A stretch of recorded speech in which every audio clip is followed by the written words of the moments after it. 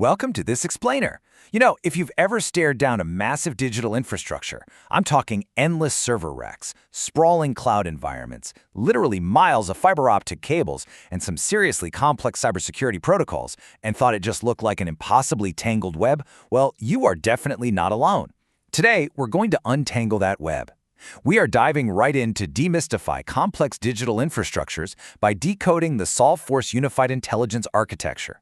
And we're going straight to the source, relying directly on their technical white papers and architecture frameworks to show you exactly how this whole system operates. So let's get into it. Usually, we tend to think of IT as this messy sprawl of hardware and software just kind of bolted together over time. But I want you to completely shift your perspective for a second. What if your infrastructure didn't act like a chaotic pile of cables, but instead communicated like a perfectly structured language? Think about that. What if every single component had a specific grammatical role? That is the radical concept sitting right at the heart of the SolveForce model. Now, it's like looking at a giant puzzle. So let's take a quick look at the complete mountaintop before we actually begin our climb. This right here is the complete SolveForce Unified Intelligence Architecture. I know, it looks incredibly comprehensive, doesn't it? It moves all the way from the raw physical elements over on the left to full AI governance and autonomous action on the right. But don't worry about reading every tiny box right now. I really just want you to see the massive scope of it. We are going to break this framework down into digestible, perfectly logical pieces. Here is our roadmap for today. Number 1, infrastructure as a language. 2, the physical foundation, signal. 3, routing and structure, grammar, syntax. 4, meaning and trust, semantics. 5, contextual action, AI pragmatics. And finally, number 6, the reverse-forward validation loop. Section 1, Infrastructure as a Language. The foundational metaphor of this entire architecture is that IT really shouldn't be a disconnected pile of tools. Instead, it absolutely must be a language with a strict bidirectional ontology. And by that, I mean a highly structured two-way relationship between every single part. Because just as words connect people, networks connect businesses, right? And they need a solid structure to actually make sense. So to anchor us, these are the 5 pillars of SolveForce that make up that language. You can think of this sequence as the spine of our journey today. We're going from signal to grammar to syntax to semantics and finally hitting pragmatics. Literally every single service SolveForce offers, whether we're talking cloud computing, fiber optics, or AI, maps directly to one of these 5 pillars. Section 2, the physical foundation, signal. Okay, so we start our bottom-up climb right at the base, with the signal. The absolutely crucial point to understand here is that before you can have any sort of intelligence, you must have a measurable physical state. You can think of the signal as the vocal cords of the network. We are talking about the literal physical stuff, the fiber optic cables buried in the ground, the radio frequencies beaming data through the air, and the raw hardware. It's a pulse of light, a change in voltage, or a wireless frame. At this ground level, there isn't any actual meaning yet, just the fact that a state has changed and we can measure it. Section 3, Routing and Structure. Grammar, syntax. Moving one step up the stack, we take those raw physical signals and organize them into a functioning system. And we do this using grammar. Now, in human language, grammar dictates how words can legally connect to each other. Well, in the SolveForce architecture, grammar dictates exactly what devices and systems are allowed to communicate.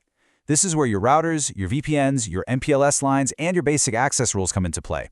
It essentially answers the question, can these two specific entities talk to each other? Through which path and using which protocol? Building right on top of grammar, we have syntax.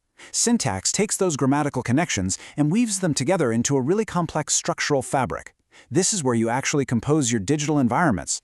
We're talking your AWS or Azure cloud setups, your massive data centers, Kubernetes workloads, databases, the whole shebang. Syntax is what determines how all these individual components assemble to form a recognizable, working operational structure. Section 4, meaning and trust, semantics. Now we're stepping up to a really fascinating layer. This is where all that structure gets its true definition, and we call it semantics. What's amazing here is that the architecture completely redefines cybersecurity at this level. It doesn't just look at security as a big perimeter wall or a moat trying to protect your data. No, it views security as semantics itself.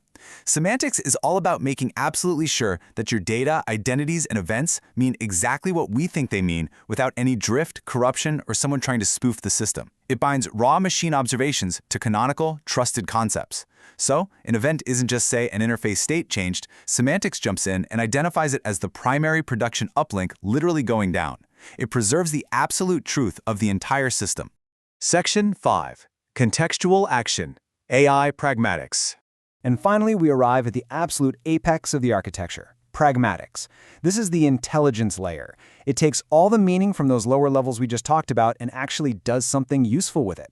The SolveForce white paper explicitly refers to their AI as the Kybernetes, which is actually a Greek term meaning the digital helmsman. This AI doesn't just take wild guesses, it acts as a very tightly bounded helmsman that applies meaning to real, gritty operational situations, and it does it safely. It constantly compares the current state of things to the desired state, selects a very specific, bounded correction, and then takes action within strict governance rules. You really have to look at the stark difference in their approach compared to legacy systems, because it's night and day. Legacy AI often just acts on text embeddings or simple pattern matching, and then spits out a basic scalar confidence score. SolveForce AI, on the other hand, constructs a massive, multi-dimensional context graph. It resolves true intent, it requires explicit authority before doing anything, and it uses multi-dimensional calibration. It actually binds a single observation to 8 specific dimensions: identity, entity, topology, time, domain, intent, authority, and consequence. Let me tell you, it will absolutely not act until every single one of those is fully resolved. So, what happens when things actually go wrong? Well, the system's self-correction is incredibly precise. The white paper highlights a 16-step recursive cycle that basically decomposes any error into exactly 7 categories: state, measurement, semantic, pragmatic, policy, execution, and disturbance. Let's say a user's intent is completely misunderstood. Boom, it flags a pragmatic error. Or if a physical sensor is broken, that flags a measurement error. So instead of just randomly rewriting its AI models based on some generic system failure, SolveForce routes every single specific deviation to the exact corrective mechanism meant to fix it. Section 6. The Reverse-Forward Validation Loop. This brings us to, honestly, the most powerful capability of the whole architecture, proving the AI isn't just hallucinating by verifying its actions backward. Let's simulate a gritty operational scenario here. Say the AI decides it needs to restart a service. Well, we trace that backward. Step 1 goes from pragmatics down to semantics. We verify the exact intent, the authority of whoever requested it, and the strict semantic identity of that particular service. Did restart mean a quick little pod reboot, or did it mean a massive full data center failover? The system must definitively prove it understood the exact meaning before proceeding. Then, we continue tracing downward for step 2, moving from semantic meaning down to syntax and grammar.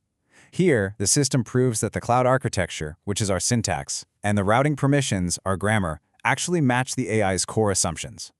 Is the workload actually deployed where the AI thinks it is? Do the firewall rules even allow the restart command to pass through in the first place?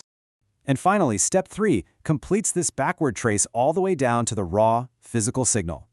The system physically checks the actual optical power, the server health, and the raw physical telemetry. If the physical evidence at the very bottom doesn't fully support the AI's claim at the very top, the system exposes that contradiction and it immediately halts. No action is taken. So this crucial point is captured just perfectly in this master axiom of bidirectional coherence straight from the white paper. Everything sent forward must remain verifiable backward. This right here is exactly why the 5 pillars make the entire system completely trustworthy. Every single pragmatic action must trace back to meaning, to structure, to relationships, and finally all the way down to observable physical reality. It's a completely closed, brilliantly self-correcting loop. We've covered a massive amount of ground today, climbing all 5 pillars of the SolveForce architecture. But I want to leave you with a pretty provocative thought as we wrap things up. Can your current tech stack truly explain itself? If your automated systems make a major decision today, can they really trace that decision back through security policies, network routing, and all the way down to the physical cables in the ground? It is a fascinating standard for the future of digital infrastructure, for sure. Thank you so much for joining me on this explainer, and definitely keep questioning how your systems really communicate.